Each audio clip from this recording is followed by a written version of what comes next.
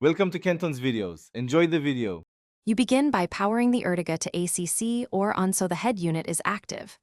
Once done, enable Bluetooth and if using Android Auto or Apple CarPlay, turn on Wi-Fi and location on your phone. Make sure to unlock the phone and keep the screen awake. This prevents connection timeouts. On the infotainment screen, choose the phone or connectivity menu and select Pair New Device. Do that now so the phone can see the car and start the pairing handshake. You should now confirm the Bluetooth pairing code shown on both devices. Accept it on phone and head unit to complete the link. Once paired, open Android Auto on Android phones or enable CarPlay on iPhone via Settings General CarPlay. If using wired projection, connect a high-quality USB cable to the car's USB port and accept prompts on the phone.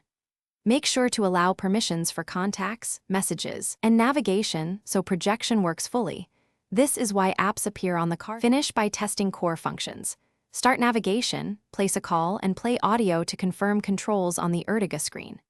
If the connection stalls, make sure the phone is running the latest OS version.